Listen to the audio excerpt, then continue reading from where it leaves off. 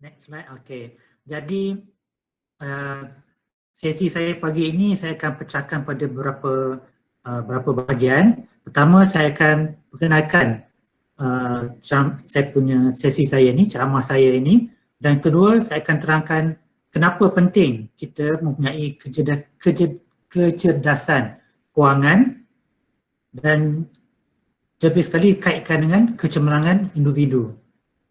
Dengan itu kita perlu tahu kemudian apa tu kecerdasan kewangan dan bagaimana kita nak mengukur kecerdasan kewangan kita dan bila kita nak aplikasikan kecerdasan kewangan kita, dan saya akan kongsi beberapa kes-kes berkaitan tentang kecerdasan kewangan dan saya akan tutup dengan satu penutupan yang saya akan rumuskan apa-apa yang telah kita kongsi dan supaya menjadi satu pengajaran kepada semua.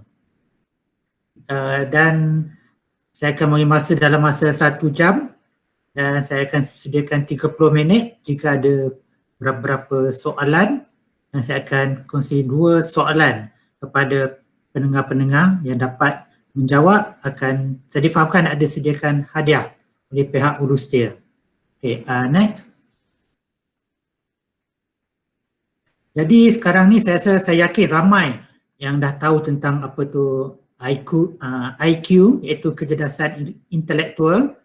Sebab kalau kita nak berjaya dalam akademik, dalam peperiksaan, kita kena mampu berfikir dan untuk menyelesaikan masalah dalam bidang akademik, seperti matematik semua. Dan juga, tapi ada juga orang yang pandai, yang bijak, tapi kalau mereka tak ada kecerdasan emosi, mereka tidak boleh mengawal emosi mereka. Kalau mereka gagal, mereka akan membuat tindakan yang kurang baik yang akan boleh mencederakan bisnes sebab mereka tidak dapat kawal emosi. Apabila mereka gagal, mereka terus tidak boleh menerima kegagalan tersebut. Ini adalah kecerdasan emosi. Dan juga untuk hubungan yang baik, sebab ada yang pandai tetapi mereka ini tidak dapat menjalin hubungan yang baik dengan orang yang lain. Mereka selalu marah-marah ataupun mereka ini memperkecilkan orang lain. Jadi mereka ini kurang dari segi kecerdasan emosi. Mereka mungkin pandai, mereka ada IQ yang tinggi, mereka adalah pelajar terbaik dalam universiti ataupun di peringkat SPM semua A, tetapi kalau mereka tidak ada EQ, mereka tidak boleh menghubungi yang baik.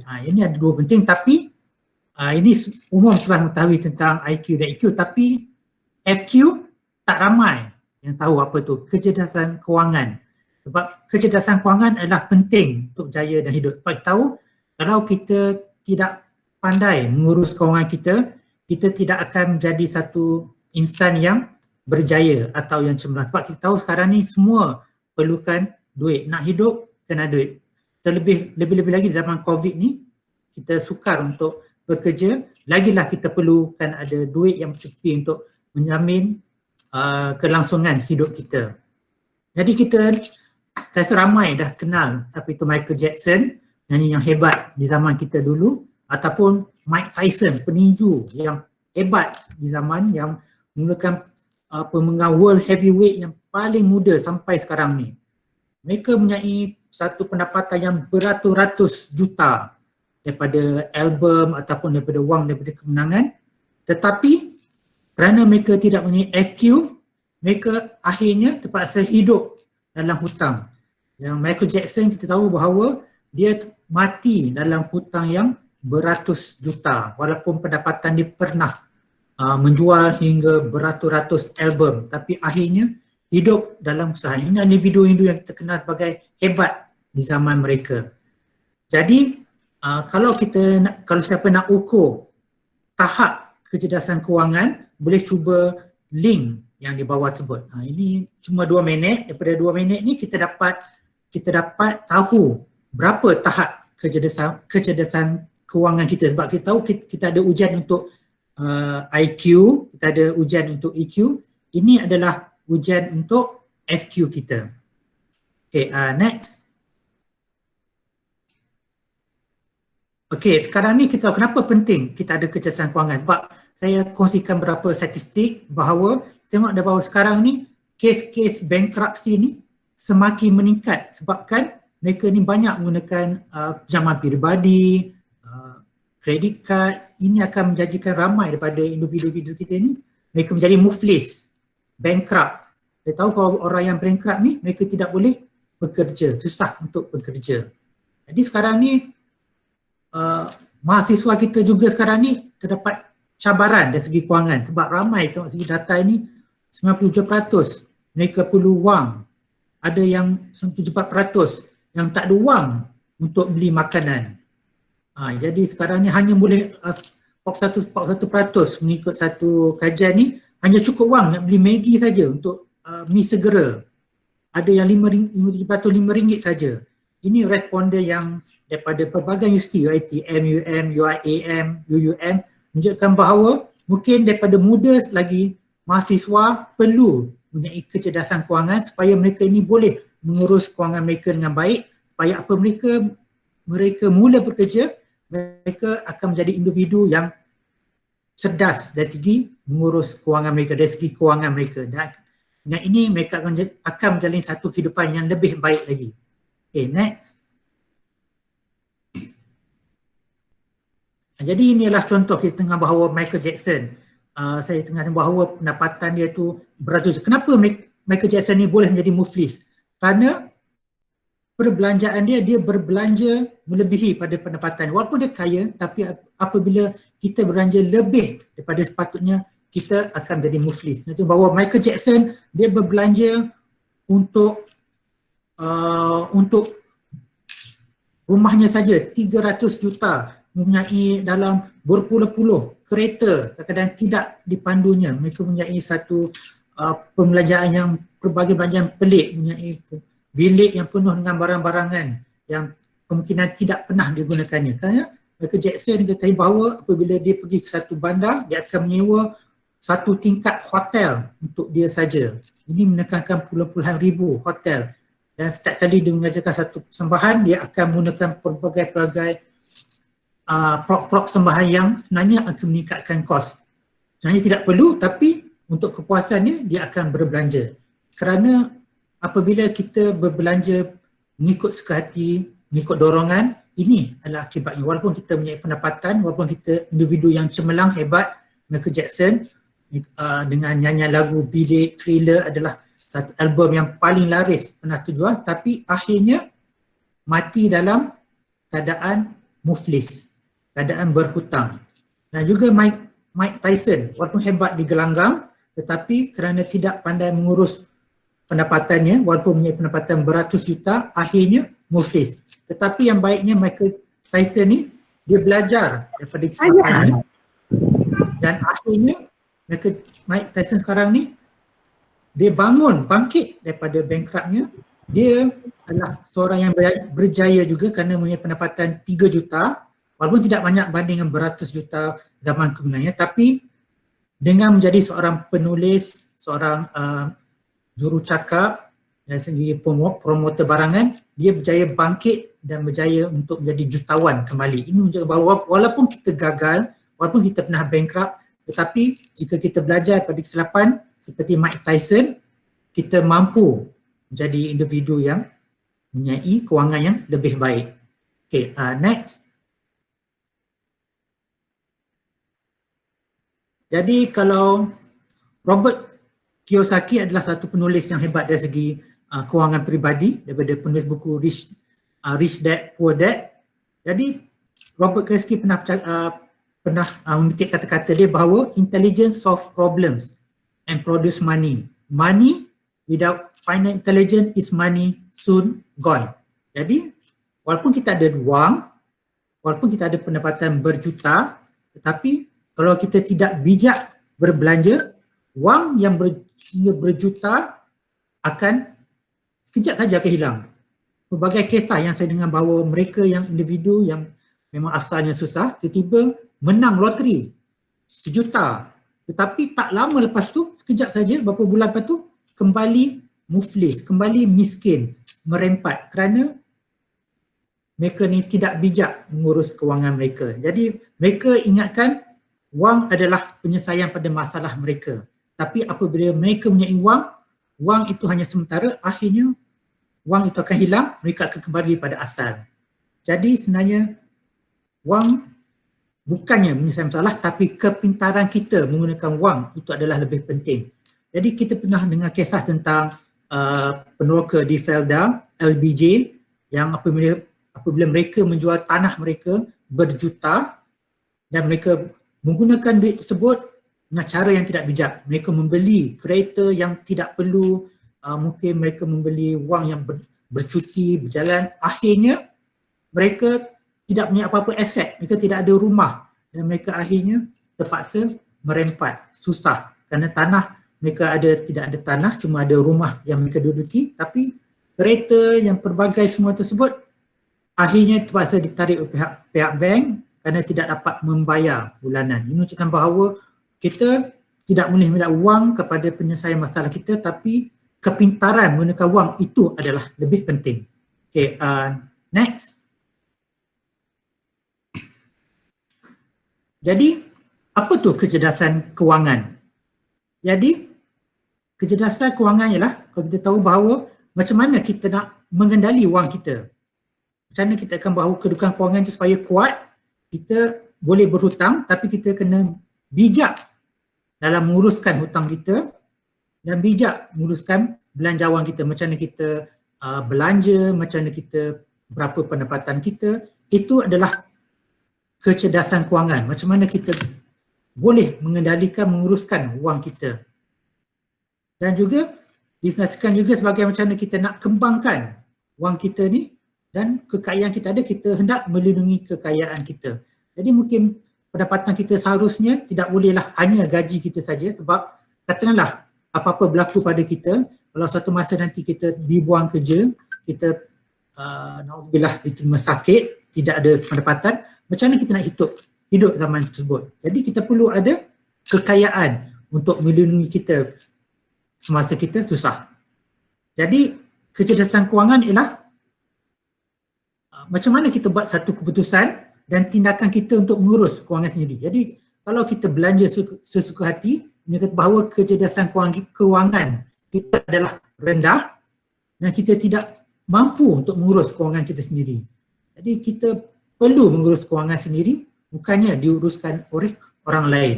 Sebab kita akan menerima tindakan daripada jika kita tidak bijak mengurus kewangan kita sendiri.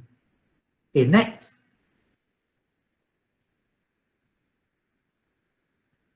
Jadi sekarang ni mungkin ada beberapa kekeliruan yang tidak tahu perbeza antara kepintaran kewangan, financial intelligence, dengan kecerdasan kewangan, financial quotient. Jadi pintar atau bijak ialah kita dapat menyerap semua informasi maklumat. Jadi macam orang-orang pintar dekat zaman sekolah kita baca buku dan kita faham apa yang kita baca dan kita boleh luahkan di dalam peperiksaan dan kita dapat markah yang tinggi. Ini kita akan bahawa kita bijak sebab kita dapat serap ilmu kita dan kita dapat luahkan ilmu pengetahuan kita. Manakala kecerdasan ialah kemampuan untuk mengelola kepintaran. Macam mana kita nak menggunakan kepintaran kita. Jadi orang yang berjaya, ada orang yang berjaya, seperti kita tahu ramai ahli perniagaan, mereka ni kurang dari segi pendidikan, ada sampai cuma SRP, tetapi sebab mereka ini adalah pintar, mereka boleh mengawal orang yang pandai, boleh mengambil orang yang pandai untuk bekerja dengan mereka. Jadi mungkin kita tidak pintar tapi kita mungkin cerdas. Yalah, macam mana kita nak menggunakan kepintaran orang baik untuk kebaikan kita. Jadi kecerdasan kewangan atau IQ ialah kemampuan kita untuk menggunakan ilmu pengetahuan untuk membuat keputusan yang baik. Apa-apa kecerdasan lah. Kalau kita kecerdasan kepintaran, kecerdasan intelektual, macam mana kita nak gunakan intelektual kita untuk menjadikan ilmu pengetahuan itu bermanfaat kita. Macam di zaman sekolah, ada setengah orang pintar, mempunyai sama ada bijak, boleh gunakan exam, tapi kalau dia tidak menggunakan pengetahuan untuk menyelesaikan masalah, dia tidak boleh dikatakan seorang yang mempunyai kecerdasan dalam intelektual. Sebab kecerdasan intelektual dia maklumat ataupun pengetahuan itu tidak boleh memberi manfaat, tidak boleh menyelesaikan masalah.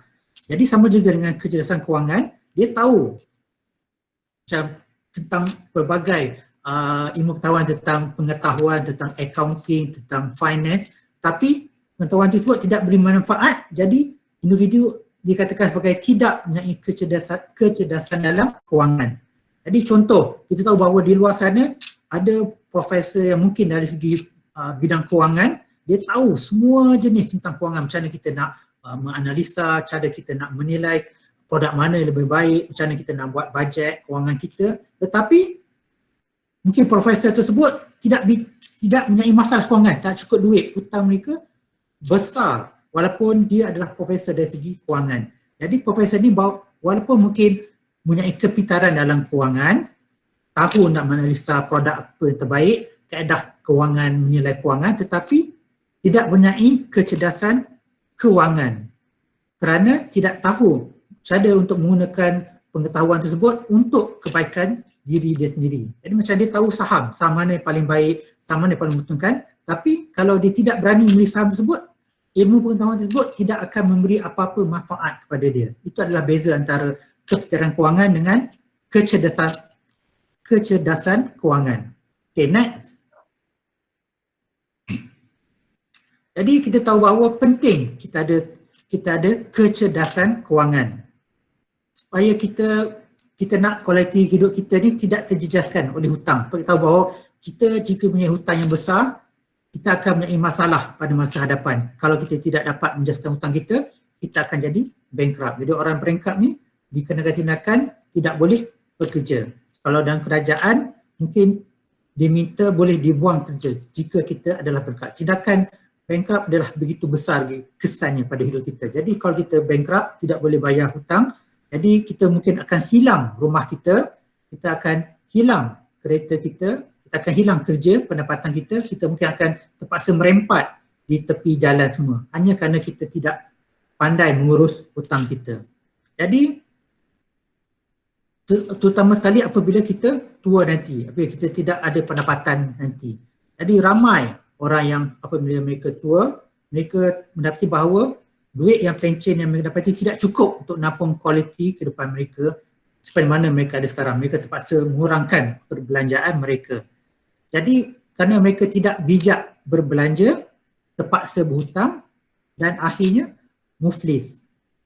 Jadi ramai yang kita di luar sana yang tahu tentang kewangan tapi terpaksa hidup dalam sengsara, yang kita bahawa kita sendiri, kita sebenarnya ada setengah orang mereka terpaksa hidup makan gaji, sebenarnya mereka ada keinginan yang lebih besar untuk berjaya dalam hidup, untuk buat satu yang hebat dalam kehidupan mereka, menjadi individu yang memenuhi potensi diri tapi tak berani. Sebab apa? Mereka takut hilang pendapatan mereka sekarang, mereka tidak ada hidup. Tapi sepatutnya jika mereka mempunyai kecerdasan dari segi kewangan, mereka tahu bahawa jika mereka bekerja sendiri, jika mereka yakin, mereka mungkin dapat pendapatan yang lebih besar daripada gaji. Sebab tahu bahawa gaji setakat ini saja. Kita tak boleh lebih daripada gaji kita walaupun kita berusaha lebih. Jadi itu adalah kita tahu kalau kita nak belanja lebih, kita perlu meningkatkan pendapatan kita. Dan kita kena ada matlamat dalam hidup kita ni. Kalau kita matlamat tidak cukup nak makan gaji, kita perlu mencari pendapatan yang lebih baik lagi. Okay, next. Jadi sekarang ni untuk mengukur kecerdasan kewangan seorang individu ada beberapa elemen, unsur-unsur yang perlu kita tahu untuk membezakan orang tu sama ada individu A, individu B, individu mana yang lebih tinggi kecerdasan kewangan mereka. Jadi pertama dari segi pengurusan hutang. Jadi kita tahu bahawa individu yang lebih baik menguruskan hutang mereka, mereka mempunyai kecerdasan kewangan yang lebih baik daripada satu individu yang lebih, seorang individu yang lain. Jadi pertama, kalau kita belanja lebih daripada pendapatan kita, maka kita terpaksa berhutang. Jadi langkah pertama yang kita kena buat ni, kita kena buat balance sheet, rangka nyata imbangan. Kita kena tahu berapa aset kita dan berapa hutang yang kita ada, supaya kita tahu kat mana kita sekarang, kedudukan kita sekarang. Jadi yang pertama untuk mengurus hutang kita ni, kita jangan lari daripada bayar hutang. Kita kena bayar hutang kita, terutama sekali hutang dari segi rumah, dari segi mungkin kereta, cukai. Sebab apa? Siapa yang benda-benda ni adalah paling penting. Utility, kita tak nak bil kita, elektrisiti kita kena potong, rumah kita kena ambil balik, tak ada kereta, susah untuk kita bekerja. Kad kredit yang peribadi, ini adalah kemudian, sebab kalau kita kena potong kad kredit, kita takkan melarat tepi jalan. Sebab kalau kita kena potong kad kredit, bandingkan kalau kita dia ambil kereta dan ambil rumah, kita tak ada rumah, tak ada kereta, susah kerja. Tak ada kad kredit, kita boleh bekerja, boleh hidup lagi. Pinjaman peribadi, kalau tak bayar pun, tak mungkin susah untuk buat pinjaman peribadi pada masa depan. Jadi kita perlu ada priority dari segi pengurusan hutang. Kedua, kita kena kawal tabiat belanja kita. Jadi kita tahu hutang meningkat sebab apa? Kita tak boleh nak kawal, kita nak belanja saja. Kita tak nampak je barang, kita nak beli. Tak tahu, macam terutama sekarang zaman PKP, online, nampak saja benda ni, saya pun mungkin kadang, nak belilah. Rasa hanya perasaan untuk beli, tak tahu je barang tu perlu pun atau tidak. Orang lain semua beli, kita pun nak beli. Terutama di zaman sebelum raya ni. Jadi kita kena kawal, kena kontrol sifat ingin membeli dalam diri kita supaya kita tidak menyesal di kemudian hari. Jadi cara dia, kalau kita ada kad kredit, kalau kita keluar, tinggalkan kad kredit. Jadi kita tak boleh belanja lebih pada apa kita mampu. Cuma sediakan duit. Kalau kita pergi di pasar, kita pergi membeli belah, shopping kompleks, cara nak kawal, kita tinggalkan kad kredit, bawa berapa cash dan kita belanja berdasarkan berapa duit kita ada dalam kad tersebut. Lepas tu kita senarai belanja. Kalau kita pergi di pasar, kita nak beli apa? 1, 2, 3, 10 benda. Jadi jangan beli lebih pada 10 benda tersebut. Masa kat rumah dah sediakan senarai. Pergi pasar supaya jangan kita beli benda yang kita nampak terus beli. Jadi kita kena tahu berapa harta. Kita kena tahu barang apa kita ada. Jadi kita kadang-kadang kita beli baju ni, dah ada baju, dah ada 10 baju, dah ada 50 baju. Jadi kita kita nak pergi, apabila kita beli pasar belah, saya ada banyak baju, baju hijau ni dah ada dah. Kalau kita ingat, kalau kita tak senaraikan, kita ingat, saya tak ada lagi lah baju Melayu hijau. Jadi bila saya beli di kedai, saya beli, saya tengok belum dah ada. Jadi kita kena senaraikan apa yang kita dah ada supaya kita tidak terbeli sekali lagi. Ini adalah satu langkah untuk kita kawal tabiat belanja. Dan yang penting, bayangkan semasa kita di hari tua, adakah kita ingin hidup susah ketika hari tua? Dengan pencen kita tidak seberapa, sebab pencen kita ni kan berkurangan sebab nilai duit kita pada masa depan, nilai kos inflasi akan meningkat, cuma pencen kita ni tidak akan meningkat dah, mungkin akan meningkat sedikit, mungkin tidak cukup untuk menampung harga makanan, barang. Jadi kita perlu menyimpan walaupun kita ada pencen, tapi kita perlu ada simpanan supaya kita tidak ingin hidup sengsara di zaman kita masa depan kemudian. Dan melabur wang. Jadi kalau kita ada duit dekat bank, nilai tunai, nilai duit kita ni akan berkurangan. Kuasa beli dia akan berkurangan, purchasing power dia.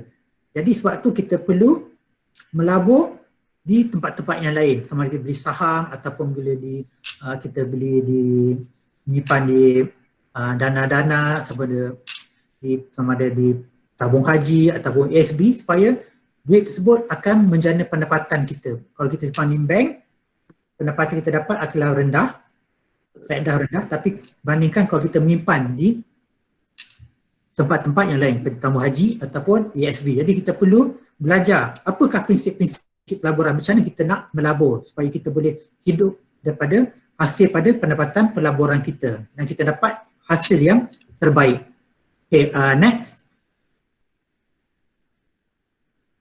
Jadi kemudian dari segi membayar cukai. Jadi kita sekarang ni kita dalam tempoh untuk membayar cukai, pastikan kita perlu membayar cukai kerana saya rasa ramai daripada kita ni yang makan gaji, kita memang gaji kita dipotong, cuma kita masih perlu untuk menghantar penyata pembayaran cukai. Kita jangan terlepas, jangan leka tidak membuat urusan tersebut dan kita akan dikenakan sebagai satu jenayah. Jadi kita pastikan bahawa cukai perlu dibayar dalam tempoh yang sepatutnya. Jadi kita kena belajar sendiri macam mana nak bayar cukai, terutama melalui online. Sekarang ni kita ada assessment yang LHDN ni secara online. Jadi kita tahu macam mana nak access online, kena ada password, macam mana kita perlu tahu macam mana buat sendiri. Dan kita perlu tahu macam mana nak mengurangkan pembayaran cukai cara yang betul, iaitu kita tahu apa yang pelepasan yang kita boleh, kita belajar semua dan kita perlu pastikan bahawa kita ada dokumen-dokumen supaya kita dapat pelepasan cukai tersebut, dan kita kena tahu, rekodkan supaya kita dapat membuat cukai yang benar. Mungkin kita dah, contohnya kita mungkin memberi zakat ataupun kita memberi bantuan kepada pusat-pusat kebajikan. Benda ni mungkin dapat mengurangkan cukai kita, tapi kalau kita tak tahu, kita tak senaraikan, kita dah rugi, kita terpaksa bayar cukai. Sebenarnya kita tak perlu pembayar cukai yang tinggi sebab kita dah telah membuat berbagai pelepasan. Kita beli buku ataupun kita beli internet, kita menggunakan pelbagai mengembang pada orang susah, anak miskin. Jadi mungkin tempat-tempat tersebut memberikan punya cukai, kita kena gunakan kelebihan tersebut. Jadi kalau kita tak pasti macam mana nak mengurangkan cukai kita, kita boleh rujuk pakar cukai. Mereka akan ajar kita macam mana kita nak boleh mengurangkan cukai kita, tapi cara yang betul, bukannya dengan menipu, cara yang salah, tapi cara yang betul. Jadi supaya kita tidak terlebih bayar cukai dan kita dapat bayar cukai yang memang pada yang sepatutnya. Dan yang kelima, menyimpan untuk persaraan. Jadi mungkin kita masih muda lagi, kita ingat kita ni masih lama lagi nak bekerja, lama lagi boleh simpan, tapi kalau tanpa kita sedar, macam pelik, kita dah jadi warga emas dah. Dah nak bersara dah, tahun depan nak bersara. Alamak, duit saya cukup tak untuk bersara? Jadi semasa kita masih muda lagi ni, kita perlu memulakan langkah-langkah. Kita tidak boleh mengharapkan hanya pencen sebab mungkin nilai pencen kita tu kita tidak cukupi untuk membiayai kehidupan kita yang lebih baik pada masa depan. Kita nak melancong, kita nak menempati kehidupan yang lebih baik. Kita ada banyak masa apabila kita bersara, tapi sebabkan kita tidak punya wang yang cukupi, kita tak boleh buat apa yang kita tidak sempat semasa kita bekerja. Jadi kita sekarang perlu bersedia daripada sekarang untuk menghadapi masa kita bersaraan. Sebab bila kita bersara, kita tidak akan mempunyai peluang untuk kita menjana pendapatan dibandingkan semasa zaman kita muda lagi. Jadi mulakan langkah untuk menyimpan persaraan pada masa sekarang. Jadi sebab kita nak kualiti kehidupan kita, kita mampu beli makanan yang mungkin sedap, kita mampu berjalan ke sana sini, mampu untuk membantu orang lain. Kalau kita tidak cukup duit persaraan, kita tak boleh buat semua ini. Jadi simpan seawal yang mungkin, sebanyak yang mungkin, dengan ada pelan persaraan. Kita berapa kita nak bersara, berapa sebulan kita perlu untuk kehidupan yang baik. Jadi kita ada pelan dan apakah cara yang terbaik untuk kita capai pelan persaraan. Itu adalah yang perlu kita rancang zaman kita masih muda lagi. Saya pun masih lama lagi, mungkin dalam 15 tahun. Jadi kita perlu memulakan langkah pertama pada hari ini untuk menikmati hari tua yang lebih baik lagi. Okay, next. Jadi saya ingin kongsikan beberapa tip macam mana nak menjadi individu yang tinggi kecerdasan kewangan dia. Jadi yang pertama, dari segi aliran tunai. Jadi kalau kita nak menjadi seorang yang celik kewangan, kita kena tahu berapa kita belanja dan berapa pendapatan kita. Jadi kita mungkin zaman kita sekolah dulu, mungkin kita ada satu buku kecil, buku 555, kita akan catat hari ni berapa yang kita belanja. Jadi kita hari ni saya makan tengah hari RM5, makan nasi malam RM10, berapa kos. Jadi tapi zaman sekarang ni kita tak perlu menggunakan buku, kita boleh guna Excel. Jadi setiap bulan kita boleh, setiap hari kita boleh key in dalam Excel kita berapa kita dah belanja. Pagi breakfast berapa kita belanja, tengah hari berapa kita belanja, kita pergi jalan hari Sabtu, Ahad berapa dah kita belanja di pasar raya. Kita boleh key in dalam Excel sebelum untuk kita simpan sebagai panduan. Ataupun sekarang ada apps personal finance. Dalam apps kita boleh key in terus. Pergi berkedai kita boleh key in berapa dah kita belanja bandingkan berapa pendapatan kita supaya kita boleh kontrol. Dah banyak dah saya belanja. Hari ni dah makan sampai RM50. Tak pernah saya makan sampai RM50 ni, belanja makan di hotel, restoran. Jadi kita, saya pendapatan RM3,000 je. sehari dah RM50, kalau sebulan berapa sebenarnya. Jadi apabila kita tahu berapa duit kita dah keluar pada hari tersebut, kita akan mula insaf, leka yang kita kena kawal diri kita. Jadi tips kedua, kita kena ada matlamat kewangan. Jadi setiap ada individu, setiap ada kita ada matlamat kewangan. Jadi contoh antara matlamat kewangan ialah kita kena untuk anak kita. Mungkin dalam 10 tahun lagi, anak kita akan masuk universiti. Jadi kita tak tahu, mungkin pada masa tersebut tak ada bantuan, kerajaan mungkin tak sediakan bantuan untuk beasiswa. Mungkin susah dapat beasiswa sebab apa, mungkin kekangan kerajaan. Jadi ibu bapa perlu menampung keseluruhan pembelajaran anak-anak. Jadi kita tak tahu, sekarang mungkin PTPTN kita tidak layak sebab pendapatan kita adalah tinggi, kita adalah pensyarah. Pensyarah mungkin pada sekarang ni mungkin pendapatan tidak layak untuk mohon PTPTN. Jadi kita perlu menyimpankan dana yang cukup untuk anak kita supaya mereka boleh. Jadi kita tahu dalam 10 tahun lagi anak kita ni akan belajar di PTA, berapa mereka perlu untuk belajar di PTA. Jadi kita tahu kita kena simpan daripada sekarang supaya anak kita ni boleh belajar. Jangan sebabkan tidak boleh sambung pelajaran sebab kita sebagai ibu bapa tidak menyimpan untuk menyediakan dana untuk anak kita nanti. Jadi katalah kita nak mungkin 100,000 10 tahun lagi untuk anak kita nak belajar di luar negara ataupun dalam negara. Kita tak tahu berapa kos akan datang. Jadi kalau kita kena tahu untuk capai matlamat tersebut, apakah instrumen pelaburan yang terbaik.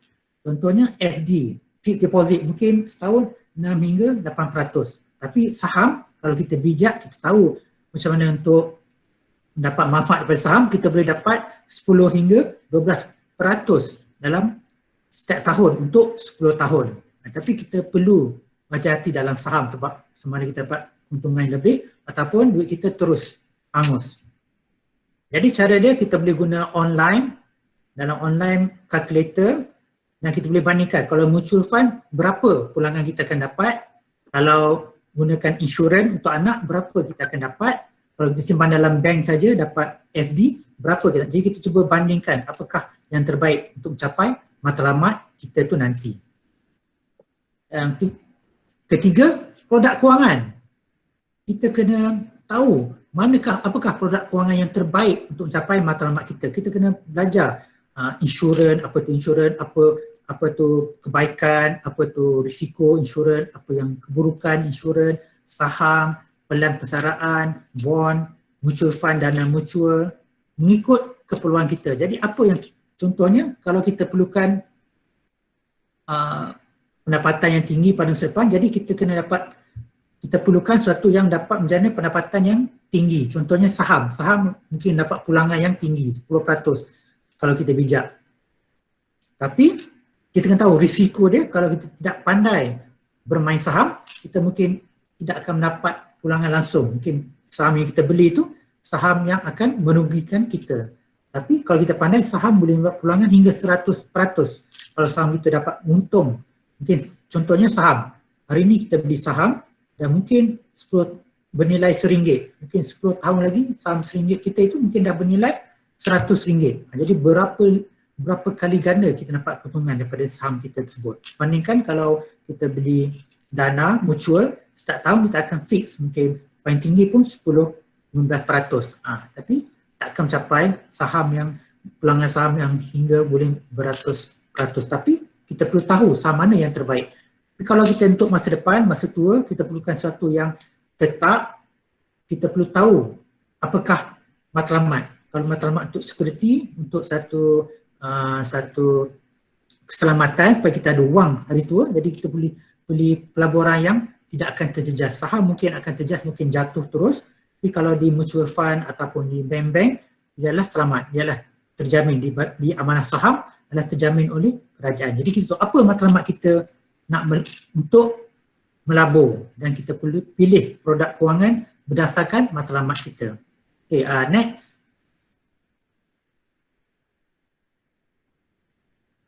Jadi tips yang kemudian kita kena mengagihkan aset kita. Jadi aset, ada banyak jenis aset. Ada fixed deposit, ada emas, sekarang banyak orang beli tentang emas, harga emas naik semua. Hartanah, beli rumah. Jadi kita kena tahu, jadi kalau baik kalau kita ada duit, kita melabur sedikit di fixed deposit, sedikit duit kita beli emas, sedikit pada duit kita beli rumah, bagi sewa rumah, mengikut kemampuan kita, adakah kita mampu. Jadi kalau contohnya kita mungkin kita boleh simpan setahun mungkin 10,000. Ataupun jadi kita beli mungkin ada setengahnya daripada duit tersebut kita simpan yang kita beli rumah. Mungkin ada kita bayar angsuran rumah yang kedua yang kita boleh sewa rumah tersebut, kita akan dapat pendapatan daripada sewaan. Jadi emas, kita beli emas supaya apabila harga emas naik kita boleh jual dan kita akan dapat pulangan daripada penjualan emas tersebut. FD adalah tetap. Jadi kita nak selamat, FD adalah satu yang kita akan dapat pulangan 4 hingga 4% setahun, terjamin. Kalau macam emas mungkin boleh naik, mungkin boleh turun. Jadi harga rumah mungkin boleh turun, tak sukar, tapi harga rumah selalunya akan naik dan kita akan bukan setakat dapat hasil daripada kita jual rumah, tapi sementara kita jual rumah kita boleh bagi sewa dan kita dapat hasil daripada sewa tersebut. Jadi kalau bayangkanlah satu rumah kita dapat 1,000 duit sewa, kalau kita ada 10 rumah untuk kita sewa, kita dah dapat RM10,000 pendapatan kita. Ini adalah boleh menjamin pendapatan kita pada masa hadapan, dan kalau kita tak cukup duit, kita boleh jual satu rumah dan duit itu dapat menampung keperluan kita pada masa hadapan. Dan juga kita tahu bahawa kena tahu kenapa penting untuk kita agih satu aset dan melabur dengan aset yang berbeza. Sebab apa? Mungkin kalau kita masuk duit kita semua dalam rumah, kalau harga rumah tu jatuh, menjunam, dan kita tahu bahawa mungkin masa tu tak ada orang yang ingin menyewa rumah, mungkin rumah terlampau banyak dibina, terlebih-lebih penawaran. Kalau kita semua pelaburan kita dalam rumah, kita akan hilang pendapatan kita. Dalam emas, kalau kita simpan semua duit kita dalam emas, kalaulah emas tu jatuh, nilai dia, pelaburan kita dah habis macam tu. Sebab tu kita kena agihkan pada berapa aset, sebab mungkin pada zaman ni emas akan naik, rumah akan jatuh, mungkin dari segi FD, bank akan tetap. Jadi kita kena agihkan portfolio kita sama rata ataupun mengikut berapa risiko yang kita sanggup. Dan juga mengetahui upah yang dikenakan. Kita tahu bahawa setiap produk kewangan ni dia ada upah dia. Contohnya kalau beli rumah, dia ada rumah tu mungkin dia ada upah dia ialah kita kena bayar bank, pinjaman bank. Jadi kena tahu bahawa pinjaman bank kita dapat tu kena dapat ditampung oleh sewa kita ataupun kena baiki maintenance semua. Ini adalah beberapa kos akan meningkatkan kos pelaburan kita. Dan juga kita tahu bahawa kita beli insurans sebenarnya ada kos pengurusan pada insurans. Jadi semua produk kewangan kita ada ni, emas. Kita simpan emas pun dia sebenarnya bank kenakan charge untuk dia tolong simpan emas dalam bank tersebut. Jadi kita kena tahu setiap produk kewangan kita ni, mutual fund atau semua, dia ada menggunakan kos pengurusan. Dan kalau kita contohnya kita dapat pendapatan daripada insurans 5% tahun tu. Tapi kita kena tolak kos mengurus ialah 2%. Jadi sebenarnya pendapatan pada insurans tersebut hanyalah 3%. Bandingkan dengan satu lagi ialah pendapatannya 4%, tapi dia tak, kos mengurus hanyalah 0.5%. Jadi keuntungan kita sebenarnya lebih, sebabkan kos mengurus kita adalah lebih rendah. Jadi kita kena faham berapakah upah yang dikenakan. Jadi dan juga kita kena tahu cukai. Jadi selain daripada gaji kita kena cukai, pulangan daripada pelaburan, macam kita bermain saham, menjual dan beli saham, keuntungan kita akan dikenakan cukai apabila kita jual saham tersebut, dan juga kita dapat dividen daripada saham tersebut juga dikenakan cukai. Jadi kena tahu berapa cukai yang kita akan kenakan supaya kita boleh buat satu perancangan. Dan akhirnya kita kena ada kebolehan mengira. Kita kena faham matematik kewangan, macam mana kita kira peningkatan faedah. Contohnya kalau faedah kita 5%, dia akan meningkat 5% tahun ini, akan meningkat 10 tahun lagi berapa? 5% setiap tahun untuk 10 tahun akan datang. Jadi kita kena tahu macam mana pengiraan dia. Kalau kita tak tahu pun kita boleh gunakan apps yang sedia ada.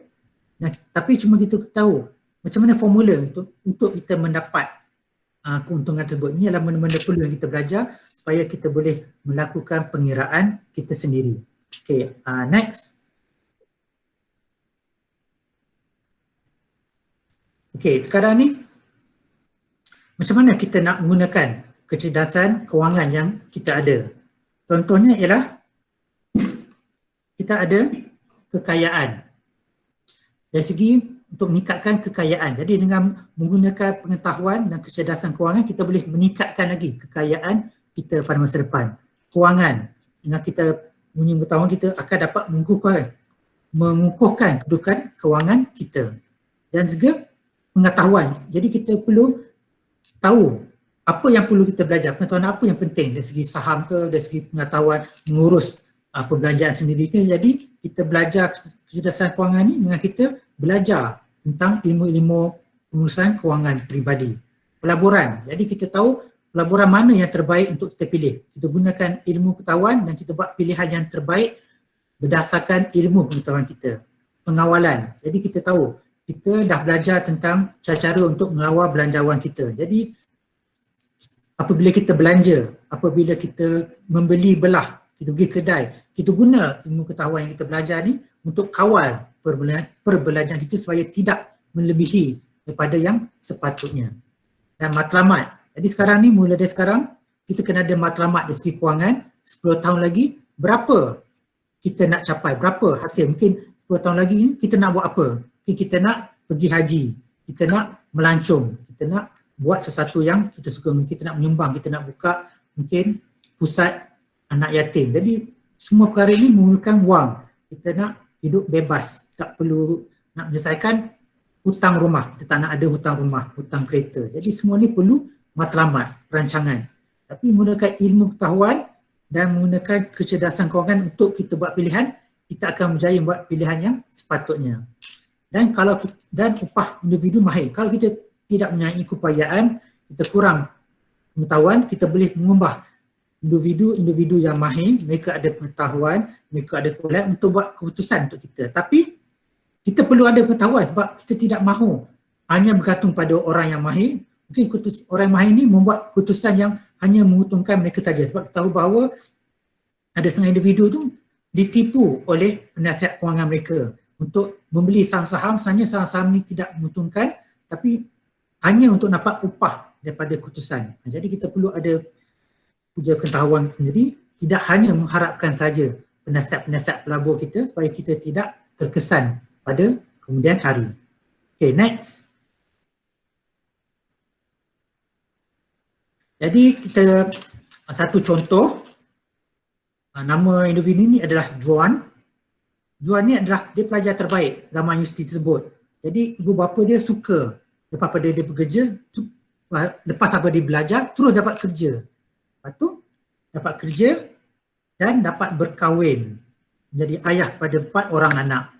Jadi dia belanja untuk pendidikan anak dia dan keperluan yang baik, yang dia menyumbang kepada, memberi sumbangan pada ibu bapa dia pada setiap masa.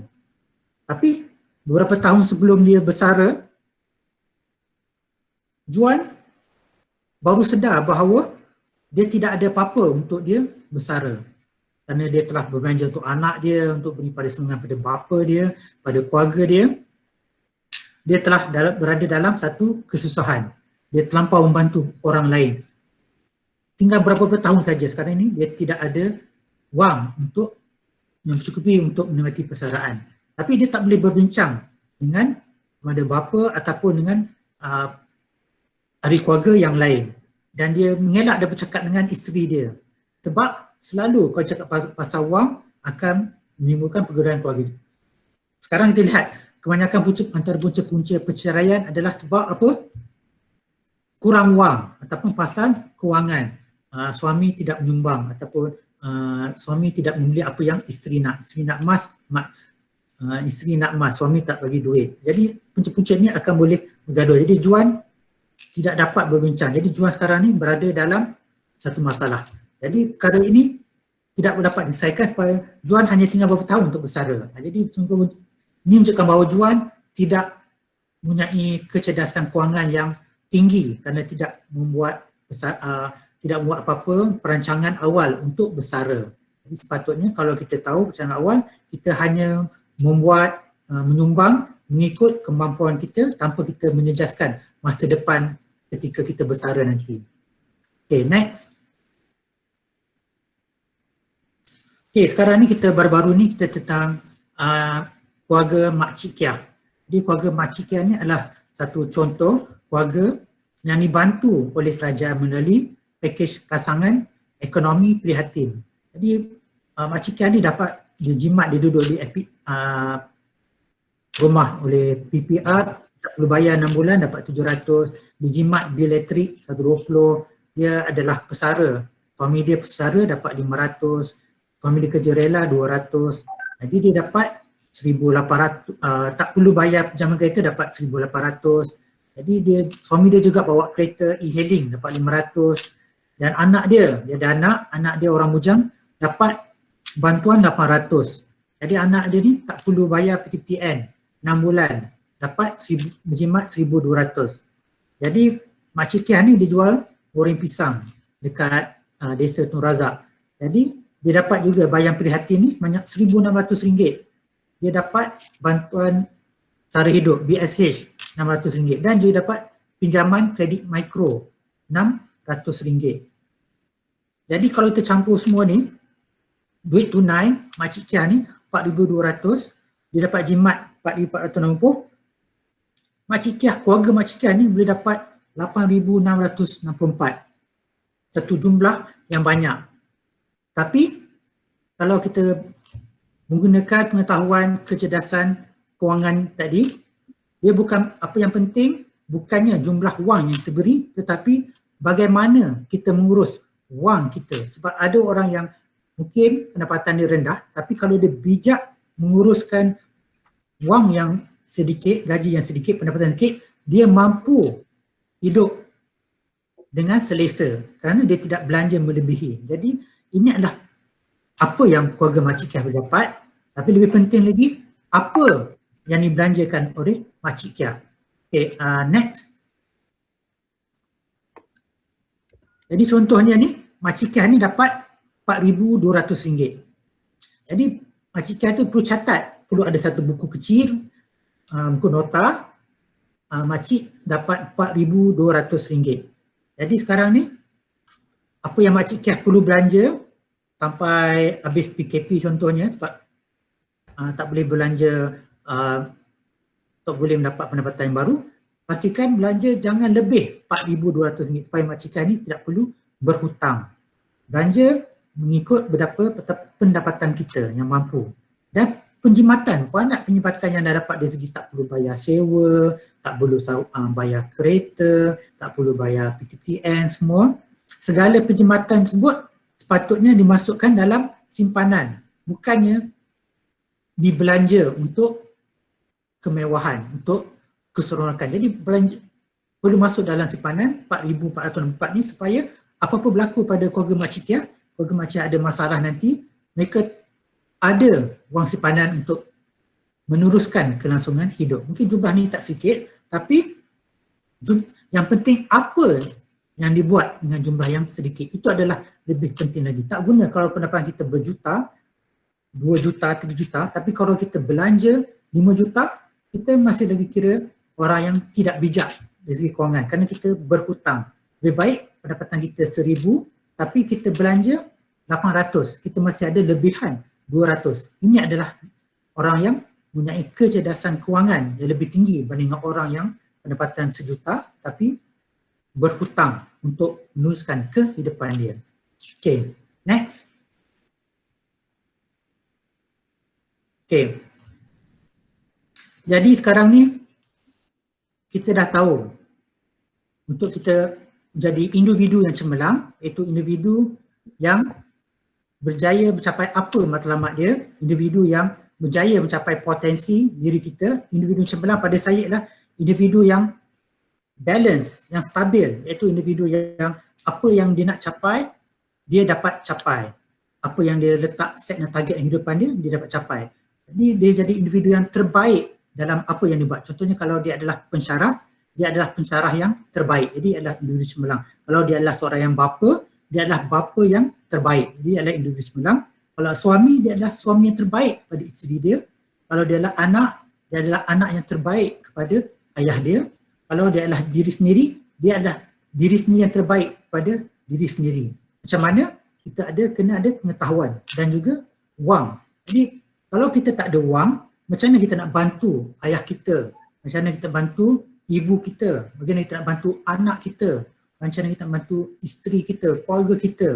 Kalau kita tidak mempunyai wang yang mencukupi. Jadi sekarang itulah untuk kita berjaya dalam hidup. Memang kita perlukan IQ, kepintaran sebab kita nak berjaya dalam, sebab pelbagai masalah-masalah matematik, masalah kerja memerlukan kepintaran untuk kita berfikir, itulah IQ. Dan juga EQ. EQ ialah cara kita kawal emosi, berhubung dengan orang lain. Mungkin kita ada masalah peribadi, kita kena kawal. Kemarahan kita, emosi kita kontrol. Kalau tidak kita boleh, kalau kita tak kawal emosi, mungkin sebagai ketua kita akan marah anak buah kita. Kalau kita tak boleh kawal emosi kita, mungkin kita akan mencederakan anak ataupun isteri kita yang membuat kesalahan. Tapi FQ, financial quotient, kecerdasan kewangan adalah penting supaya kita mempunyai cukup, supaya kita tidak mensengsara pada masa depan. Kita boleh bantu mereka semua ni, kita mempunyai lebihan wang, kita tidak berhutang dan kita akan menyusahkan diri kita dan orang lain. Jadi semua tu kita perlu ilmu dalam pengurusan kewangan. Mungkin ada yang pensyarah atau manusia kata, susah sangatlah kewangan kita ni, susah, saya tak faham finance semua ni. Tapi percayalah, kalau kita tak belajar, kalau kita susah nanti, kesusahan kita akan menyesal, kenapalah saya tak belajar, kenapalah saya tak menyimpan. Mungkin kita menyimpan, memang kita akan susah sekarang, tetapi susah sekarang ini untuk masa depan yang senang. Kita tahu bahawa ada kata pepatah dahulu bahawa susah-susah dulu, senang-senang kemudian. Jadi kita ambil langkah sepatutnya macam mana kita nak meningkatkan FQ kita dan kita akan berjaya dalam kehidupan kita. Sama-samalah kita belajar tentang ilmu-ilmu tip-tip kewangan, macam mana belajar macam mana kita nak buat belanjawan yang terbaik untuk keluarga, tip-tip yang banyak dikongsi dalam internet tersebut supaya kita akan menikmati masa depan yang lebih baik lagi, sama ada untuk diri kita, untuk anak-anak kita, untuk masa depan keluarga kita. Sebab sekarang kita mungkin sekarang kerja dengan kerajaan, kita rasa selamat, tentram. Tapi kita tak tahu, mungkin 5 tahun akan datang nanti, mungkin kerajaan mempunyai masalah. Kerajaan terpaksa, auzubillah, buang kita. Tapi kalau kita mempunyai simpanan yang mencukupi, kehidupan kita tak terjejas sebab kita dah simpan. Jadi walaupun kita tidak mempunyai pendapatan ketika zaman yang susah, tetapi simpanan kita ini cukup untuk bantu kita untuk meneruskan kelangsungan kita, untuk makan, untuk minum, untuk ada rumah yang mencukupi. Jadi seperti akhir sekali saya rasa bahawa kecerdasan kewangan perlukan pada ilmu pengetahuan dan minda yang sepatutnya. Sebab minda sepatutnya ialah minda kita ialah minda bahawa kita perlu meningkatkan lagi pendapatan, kita tidak boleh selesa dengan apa yang ada. Ialah bahawa kekayaan perlu dibina, bukan diwarisi. Kita tak boleh terima duit, kita perlu mencari, berfikir macam mana untuk mencari. Dan akhirnya dengan usaha kita, dengan penat dan lelah kita untuk dapatkan ilmu pengetahuan, untuk mengamalkan segala tip-tip ilmu pengetahuan kita belajar, kita akan menjadi individu yang cemerlang dengan mempunyai kecerdasan kewangan yang baik. Saya rasa itu saja. Jadi ada apa-apa, saya buka soalan, 2 soalan. Jadi siapa-siapa nak menjawab, saya boleh akan dapat hadiah. Assalamualaikum Doktor. Ya. Doktor, kalau kita boleh pergi kepada Q&A dulu Doktor. Q&A. Sebab ada dalam ruangan chat pun dah tak sabar-sabar sebenarnya untuk bertanya kat Doktor ni. Cuba jawab sebaik mungkin. Okey. Kita pergi kepada soalan yang pertama Doktor. Okey. Soalan pertama daripada Prof Ziad. Okey, perancangan dan tips moratorium untuk mewujudkan kecerdasan kewangan yang tinggi. Itu soalan yang pertama. Dan soalan kedua daripada Cik Ahmad Syakir, dia bertanyakan apakah tahap FQ orang Malaysia, Doktor? FQ orang Malaysia. Dan soalan kita tengok dua soalan tu dulu, Doktor, sebab ada lagi. Okey, saya cuba jawab soalan pertama. Prof Ziad bertanyakan tentang kita semua mendapat moratorium daripada pinjaman bank. Jadi apakah tip macam mana kita nak guna tip, kita nak gunakan terbaik daripada moratorium pinjaman bank tersebut. Mungkin macam saya pun, saya dapat moratorium daripada tidak perlu membuat pinjaman kenderaan, ramai pada menggunakan bank untuk buat pinjaman kenderaan. Jadi mungkin kalau kita belajar daripada kewangan ialah kita tahu bahawa time value of money. Jadi kalau tahu time value bahawa walaupun kita tak bayar duit yang kita tak bayar sekarang ni, walaupun kita akan bayar kemudian, kita mungkin kena lanjut 6 bulan daripada tempoh sepatutnya, tapi nilai 6 bulan kemudian tu adalah lebih rendah daripada nilai 6 bulan sekarang. Jadi contohnya ialah saya penjambatan banyak 1,000 bayar kereta. Jadi kalau 6 bulan saya dah dapat RM6,000. Jadi antara tip ialah apa matlamat saya yang kita mencapai. Sebagai orang Islam contohnya, matlamat kita adalah untuk pergi haji, buat ibadah. Mungkin adalah itu nilai yang tertinggi untuk kita. Jadi kita tak tahu 10 tahun lagi bila bayar kereta adakah kita hidup lagi ke tidak, ataupun kita mungkin sakit tak dapat pergi haji.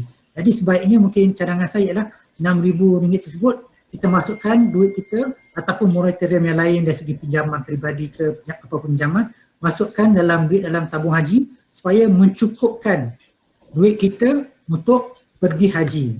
Jadi untuk mereka yang belum pergi haji, mungkin untuk mereka yang telah pergi haji, mungkin mereka boleh masukkan duit mereka dalam tabung-tabung persaraan ataupun tabung-tabung simpanan seperti ASB yang dapat membeli pulangan pada masa hadapan. Sebab kalau kita tak masuk dalam tabung, dalam lama kita akan habis belanja macam tu. RM6,000 kita ingat banyak, tapi kalau kita belanja sekejap je, satu hari pun beli handphone sekarang, iPhone pun dah RM4,000, dah lebih pada separuh daripada RM6,000. Tapi sebenarnya kita tak perlu pun, jadi dapat je duit tu terus masukkan dalam akaun simpanan kita supaya kita tak berbelanja yang sepatutnya. Ini adalah tips yang saya nampaklah untuk dari segi moratorium. Yang kedua, soalan daripada Ahmad Syakir, apakah FQ orang Malaysia? Jadi saya telah yang saya dapat tu, yang kalau kita guna klik pada yang link yang saya share pada awal tersebut, macam mana kita nak test kita punya FQ kita. Jadi dia kata purata dunia, dia kata FQ purata dunia adalah dari segi markah dia adalah 60%. Jadi ialah menunjukkan dari segi lebih baik daripada 50%.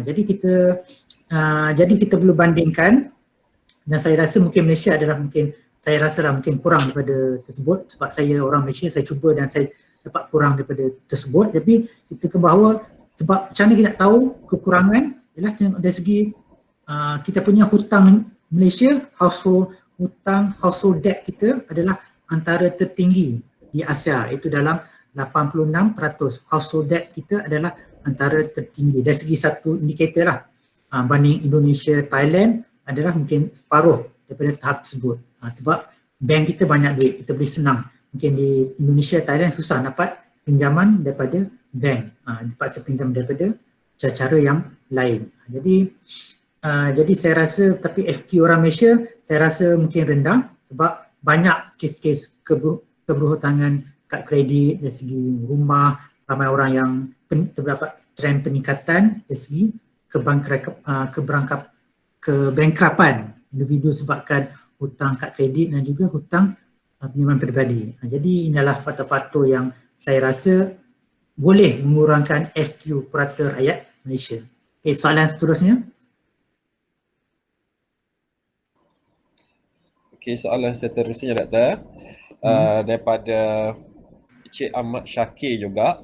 Beliau menyatakan, adakah doktor bersetuju jika beliau menyatakan sedekah adalah salah satu elemen ciri individu yang mempunyai FQ yang tinggi? Satu.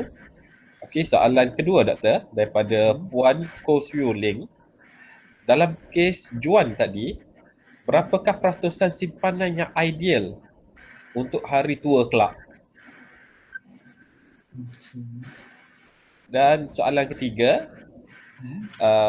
dan mungkin yang terakhir juga doktor, sebelum kita buka kepada peserta, pemberian moratorium itu adakah satu opportunity ataupun threat bagi setiap individu?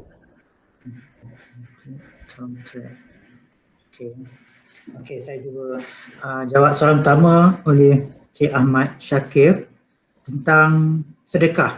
Adakah sedekah ini termasuk dalam FQ, Financial Quadrant? Jadi pendapat saya bahawa kita belajar bahawa dalam Islam memang kita digalakkan untuk sedekah. Katakan bahawa cara untuk kita meningkatkan rezeki kita adalah dengan kita sentiasa bersedekah.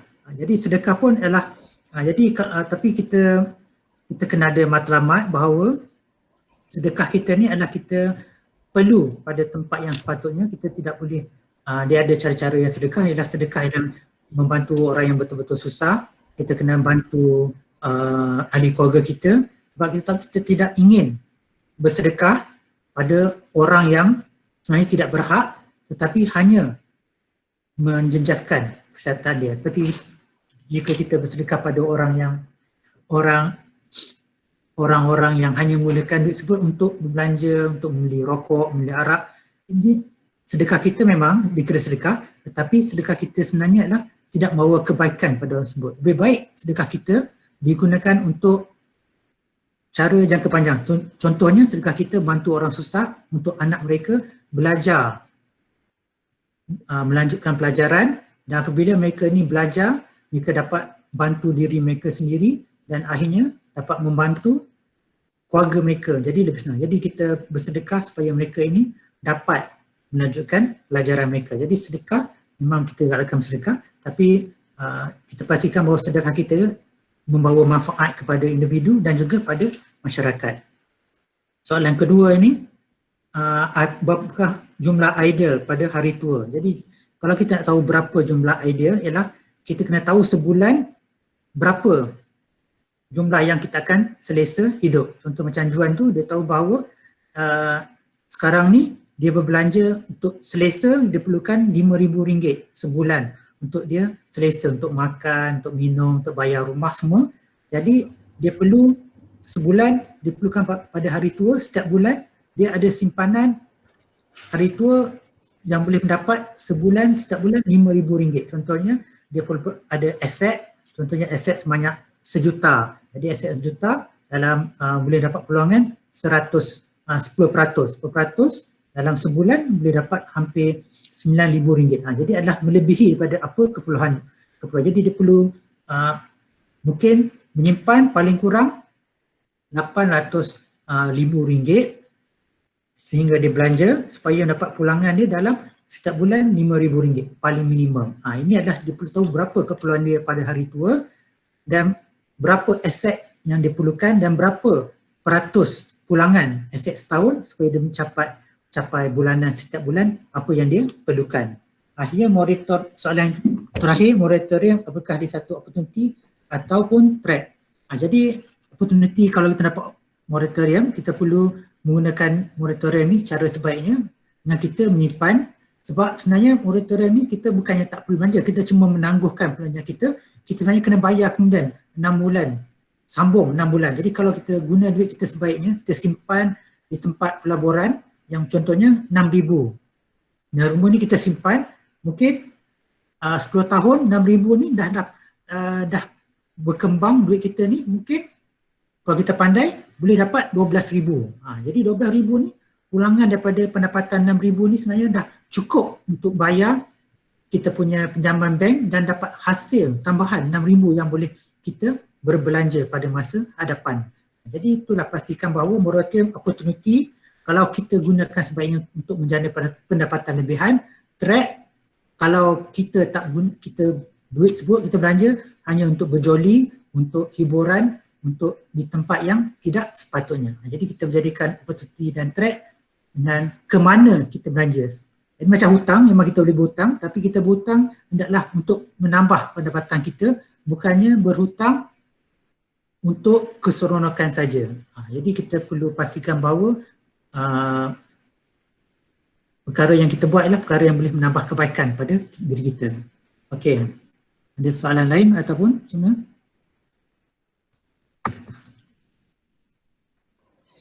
Sekejap Doktor ada Ya. kita tengok lagi di ruangan chat.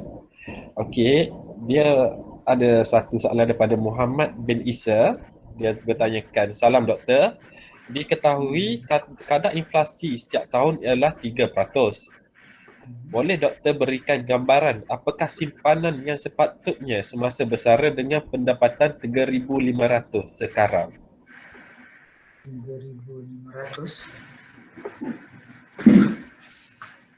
Okey, jadi okey kalau contohnya pendapat saya contohnya 3,500 ialah pendapatan dia sekarang. Mungkin kalau kita nak kekalkan pendapatan kita sekarang ni apabila kita tua, kita kena ada contohnya setiap bulan kita kena ada RM3,500. Jadi kita kena simpan dengan jumlah, contohnya kalau kita dapat contohnya RM100,000. Kalau kita katalah kita dapat simpan di ASB, kalau ASB 10%, kita akan dapat hanya RM10,000. RM10,000 tak cukup. Jadi 3,500 kita kena darab dengan 12 dalam 36 dalam RM42,000. Jadi kita kena cari dalam RM500,000. RM500,000 kali kalau dapat 10%, kita akan dapat dalam RM50,000 untuk setahun. Tapi kita kena tolak inflasi sebab apa? Mungkin nilai wang tu akan berkurangan. Jadi sepatutnya macam 10% ni kita kena tolak 3%, 7%. Jadi kita kena tolak supaya kita dapat berapa nilai wang. Jadi sebenarnya ialah inflasi ni ialah kita nak tengok dia punya berapa faedah. Jadi macam tahun ni katalah 3,500. 500 kalau kita kali dengan setahun 12, kita akan dapat dalam 40,000 contohnya. 40,000 kalau kita simpan dalam SB kita akan dapat setahun ialah 4,000. Jadi kalau kita kali 4,000 ni ialah setahun kali 10 tahun kita akan dapat dalam 40,000.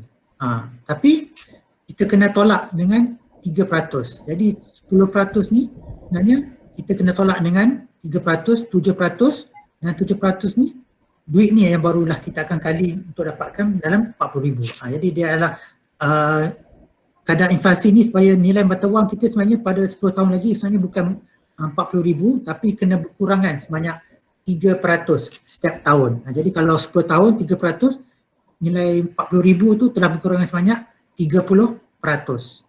Jadi mungkin akan kita kena tolak 30%, tinggal dalam 30,000 contohnya. Ada soalan lain? Matematik ke? Dia dia sekarang ni dia gambaran kasar. Gambaran kasar dan dia jadi personal finance consultant doktor. Pasal tu kena charge lebih dah. Okey, kalau tak ada apa-apa lagi kita kalau ada apa-apa audiens boleh bertanyakan. Ada satu lagi daripada Dr. Syah Iskandar. Assalamualaikum doktor. Pandangan doktor, adakah keadaan ekonomi yang lembab sekarang akan kekal lama? Adakah keadaan yang baik untuk kita buat hutang sihat sekarang? Untuk kita buat? Hutang sihat. Hutang sihat, oh tu. Okey, waalaikumsalam. Mungkin keadaan ekonomi sekarang ni saya jangka mungkin dalam setahun dua tu mungkin sehingga kesan COVID akan selesai, ekonomi akan bergerak. Tapi seperti contohnya sekarang pada tahun ini mungkin Bank Dunia dia menjangka ekonomi Malaysia mungkin merosot mungkin dalam 0.5%. Tapi pada tahun depan tabung kewangan antarabangsa IMF membuat anjuran bahawa ekonomi kita akan meningkat sebanyak 9% tinggi. Jadi mereka bawa, sebabkan sekarang merosot, jadi pada masa depan, tahun depan akan meningkat 9%. Tapi untuk mungkin ramai penganalisa ekonomi menyatakan mungkin pada tahun ini 1 hingga 2% kemerosotan. Pada tahun depan mungkin akan meningkat sebanyak mungkin 5 hingga 6%. Jadi mungkin pada pendapat ramai ahli ekonomi kita ni jangka pulih pada tahun hadapan apabila keadaan COVID telah selesai, ekonomi kembali pulih, dirancang, PKP di kebanyakan negara telah selesai keluar. Jadi kita rakyat boleh belanja sebab mereka dapat pendapatan daripada moratorium, mereka akan belanja lebih pada sepatutnya, akan berjana sikit. Dan juga hutang sihat. Jadi ada orang kata bahawa sekarang kadar faedah adalah rendah. Jadi ada tempoh yang baik untuk kita, contohnya refinance. Contohnya dulu mungkin kita berhutang rumah dengan kadar faedah 6%. Jadi kalau kita contohnya sekarang kadar faedah ialah 3%. Jadi contohnya harga rumah kita ialah 100,000 mungkin baki dia. Jadi kita ambil hutang 100,000, jadi kita bayar hutang rumah. Jadi kita sudah tidak ada hutang rumah. Jadi kita hanya berhutang sebanyak 100,000 dengan kadar faedah 3%, bukannya hutang 100,000 dengan 6%. Jadi kita dah berjimat sebanyak 3%. Jadi adalah tempoh yang baik dikatakan untuk kita buat hutang secara yang sihat, untuk kita membayar hutang kita pada kadar faedah yang tinggi terdahulu, dan mungkin beza tersebut kita jadi dengan hasil tersebut kita dapat faedah daripada pengurangan hutang yang pada kadar faedah tersebut. Jadi jumlah tersebut kita telah mendapat keuntungan. Itulah antara yang pendapat saya lah. Okey. Dia macam biasalah doktor, kita penjawat awam ni kan, kita suka refinance sehinggalah kita pencen untuk memperkecilkan kita punya hutang tu, jadi kita ada side income lah sikit. Kalau dulu bayar 400, kita bayar 200. Itulah kehidupan penjawat awam ni sehingga pencen. Okey, kalau ada satu lagi, kalau kita boleh terima hanya 2 lagi soalan doktor, boleh doktor? Sebab kalau kita buka ni sampai petang ni. Sebab ramai berminat dengan doktor sebenarnya. Boleh email saya lah. Nanti doktor boleh kongsikan email. Okey, kita pergi pada soalan daripada seorang insan perempuan. Assalamualaikum doktor. Dalam keadaan sekarang, pada pandangan doktor, adakah lebih baik simpanan bentuk emas ataupun tunai? Dan satu lagi pada Dr. Azwan bin Abdullah. Assalamualaikum. Apakah pengurusan hutang yang terbaik pada masa kini? Apa yang perlu diselesaikan terlebih dahulu? Okay, kita buka 2 soalan ni, kira soalan yang terakhir doktor. Sebelum kita soalan pertama tentang mana lebih baik, sama ada emas ataupun tunai. Jadi emas, kita bawa kebaikan emas ialah dia adalah satu benda yang boleh kita pegang lah. Maksudnya kita boleh beli emas sekarang ni dan kita boleh jual emas ketika harga dia naik. Jadi kalau kita ada duit, kita perlu beli emas, tapi ketika harga emas tu rendah. Jadi kalau harga emas tu rendah, kemungkinan harga emas itu akan meningkat tinggi pada masa depan. Jadi kalau kita beli harga emas masa dia tinggi, dia akan jadi rendah kemudian. Cuma kita kena tahu gaji emas sekarang ni adalah sedang menurun ataupun dia sedang meningkat, ada pada tinggi atau tidak. Cuma keburukan emas ialah dia tidak cair. Maksud dia ialah kita kena jual dulu. Jadi dia ada kos. Lepas tu emas dia ada kos. Jadi kalau kita nak simpan di bank emas, dia ada kos penyimpanan berapa peratus daripada nilai emas. Jadi kena beberapa faktor yang kita kena tahu. Kita nak simpan emas ni, kalau kita tak memerlukan boleh pada masa depan, jangka depan, dan dengan syarat kita tahu bahawa harga emas akan meningkat. Kalau kita beli emas sekarang, kalau harga emas akan jatuh, jadi rugi kita beli sekarang. Jadi kita kena faham harga emas sekarang ni, kita kena kaji adakah harga emas naik ataupun turun. Dan juga yang tunai, memang contohnya tunai, keburukan tunai ialah nilai dia akan jatuh pada masa depan sebab inflasi. Tapi kebaikan tunai ialah kita boleh guna terus. Jadi kalau kita ada kecemasan, kita ada tiba-tiba keperluan kita boleh ambil tunai, kita terus berbelanja. Jadi contohnya ada setengah individu, dia ada banyak rumah. Tapi masalahnya dia tak boleh jual rumah sebab tak ada permintaan untuk beli rumah, tak ada orang nak beli. Jadi walaupun dia banyak rumah, contoh nilai aset rumah dia 1 juta, tapi kalau tak ada orang nak beli rumah dia, dia tak ada duit untuk hidup, dia tak boleh hidup, tak boleh makan rumah dia. Tapi kalau dia ada aset, dia ada tunai, dia boleh keluarkan duit tunai dia, boleh guna tunai dia untuk beli barang, makanan. Jadi kita kena ada tunai dan juga kita kena ada emas, aset untuk masa depan. Jadi sebab itu saya kata kena ada kita kena diversify supaya kita dapat kebaikan daripada kedua-dua produk kewangan tersebut. Dari segi pengurusan hutang, macam mana untuk capai pengurusan hutang yang baik, seperti yang saya kongsikan tadi, kita pastikan kita boleh bayar hutang yang perlu, iaitu kita boleh bayar hutang rumah, hutang kereta, sama ada hutang-hutang yang bil elektrik yang tak akan menjejaskan kepada kita, dan kemudian barulah kad kredit, dan juga akhir sekali ialah mungkin hutang personal. Itulah hierarki dari segi pengurusan hutang kita. Jadi kalau kita ada duit, pertama sekali kita bayar dulu rumah kita, kita bayar kereta kita, dan juga kalau kita ada baki lagi duit, barulah kita bayar kad kredit dengan personal loan kita. Itulah cara pengurusan, dan pengurusan hutang pastikan kita berhutang untuk keperluan dan juga untuk mendapatkan pendapatan, bukan untuk gaya hidup, untuk keseronokan. Itu bukan pengurusan hutang yang baik. Hutang untuk keperluan, macam keperluan ialah kita perlu beli rumah, kena ada kereta, itu adalah keperluan untuk kita bekerja, untuk kita tinggal. Itu pengurusan hutang yang baik. Tapi pengurusan hutang yang kurang baik itu buat personal loan untuk kita beli barangan yang tidak sepatutnya. Kita beli handphone yang mahal, kita berjalan-jalan, berjoli-joli. Itu adalah pengurusan hutang yang tidak bijak. Jadi saya rasa itu saja ada soalan yang sempat pada hari ini. Okey, kalau ada soalan lagi boleh ada email kepada doktor untuk lebih panjang lagi ulasan tu. Kita pergi pada sesi seterusnya, dan yang terakhir tadi banyak doktor diuji oleh para peserta. Sekarang ni giliran doktor pula untuk menguji adakah sepanjang 1 jam 20 minit sehingga 10-19 ni mereka faham apa yang diperkongsikan ini. Dipersilakan kalau doktor boleh kongsikan satu soalan, kita tengok para peserta boleh menjawab soalan di ruangan chat dengan cepat dan pantas. Okey.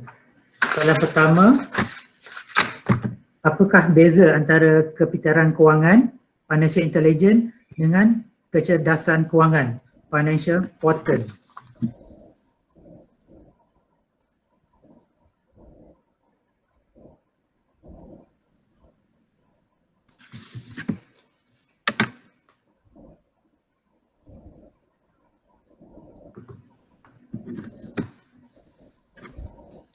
Masing-masing buka nota kot doktor. Nota, memang.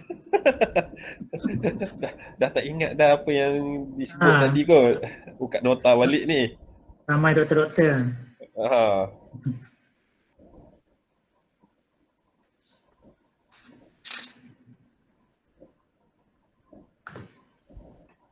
Ya.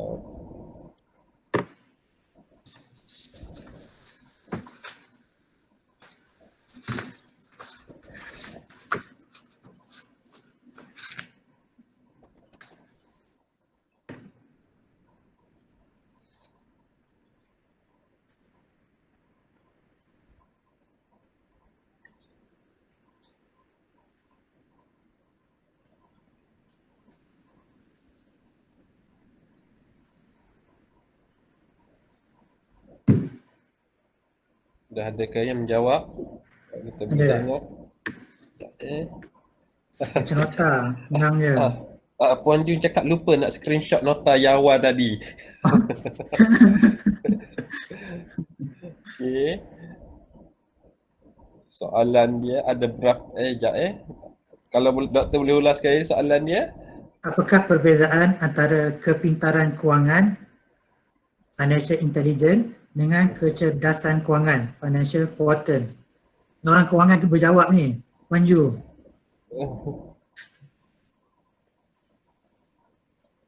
Wan Jun. Wan Jun.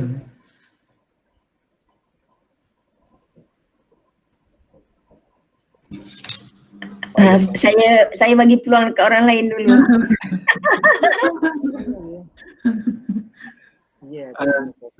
Doktor boleh Boleh. siapa boleh jawab ke tu? Boleh. Ada ni? Boleh. Okey, Basim. saya Syakir. Syakir. Okey. So, untuk perbezaan antara kepintaran kewangan dengan kecerdasan kewangan ialah kepintaran kewangan melibatkan individu yang pandai mendapatkan wang, menjana pendapatan dan sebagainya. Namun begitu, beliau tidak semestinya seorang yang pandai menguruskan kewangannya. Justru mungkin berlaku kebankrapan, muflis ataupun dipanggil kehilangan wang tanpa pengurusan yang baik. Itu kepada mereka yang tidak ada kecerdasan kewangan. Itu jawapan saya. Syakir pada mana Syakir? Daripada FKP. Oh, daripada FKP. Betul doktor jawapan dia? Betul. Oh.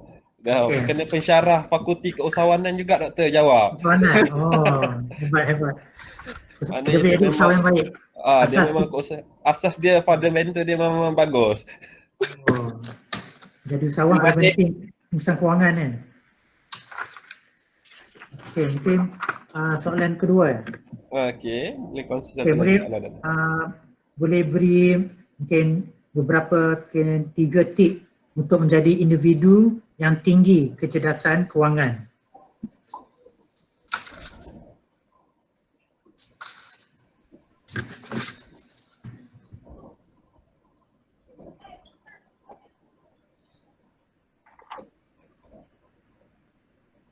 Ada tak? Wakil Bendahari?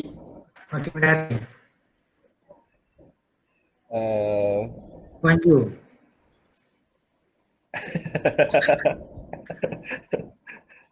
Puan Ju pun dah takut dah kot. Lah takut juga ni.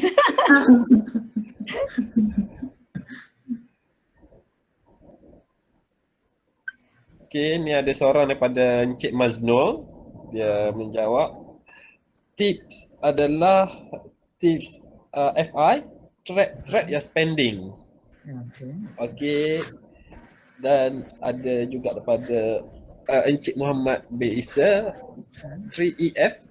EF ialah mengetahui ilmu kewangan dan FQ ialah menguruskan kepandaian EQ. Dan Encik Kamarul menjawab, bijak mengurus hutang. Satu tips dia semua ni. Kalau saya boleh rujuk balik yang doktor punya macam tadi. Antara unsur-unsur kecergasan kewangan adalah dalam pengurusan hutang, dalam mengawal tabiat belanja dan macam mana cara kita nak melaburkan wang itu. Okey. Unsur kecerdasan boleh jadikan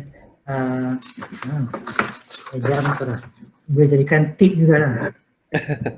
Jadi saya ada satu unsur, satu tip, tapi boleh juga lah unsur kecerdasan kewangan boleh nak jadikan pusingkan jadi tip pun boleh lah, saya benarkan lah. Betul doktor betul lah, boleh. Okey, itu sajalah doktor kan untuk pagi ni. Ada apa-apa kata-kata akhir doktor sebelum kita ni untuk para peserta untuk dalam tempoh PKP ini yang boleh dikongsikan? Okey, saya mengucapkan terima kasihlah pada semua yang telah mengikuti sesi saya, cara menjadi individu yang kecerdas, jadi individu yang cemerlang dengan mempunyai kecerdasan kewangan. Jadi kita cuba amalkan tip-tip tersebut supaya kita mencapai kedudukan kewangan yang kukuh, akhirnya akan memberi manfaat pada diri kita dan keluarga kita. Jadi yang kata stay safe and stay at home. Okey, terima kasih doktor. Kami daripada pihak Pembangunan Sumber Manusia mengucapkan ribuan terima kasih kepada doktor dan semua para peserta, dan kami juga mewakili bagi pihak universiti sekali lagi merakamkan ucapan yang amat berbesar hati kerana kita bersama-sama dapat berkongsi ilmu pada pagi ini dalam tempoh PKP ini, di mana kita banyak cabaran dan halangan sebenarnya doktor, dan banyak masa yang kita tertumpu di rumah. Tapi saya nampak doktor mungkin ada di pejabat ni Ya. masih bekerja lagi. Masih Kami bekerja. bekerja pada rumah. Jadi Oh. kalau kita boleh bertemu lagi di lain hari dan di lain masa, dan insya-Allah tanpa dengan lafaz bismillah, segala yang baik datang daripada Allah, dan kekurangan itu daripada pihak kami sendiri. Dan kami sudahi dengan tabis kifarah dan surah wal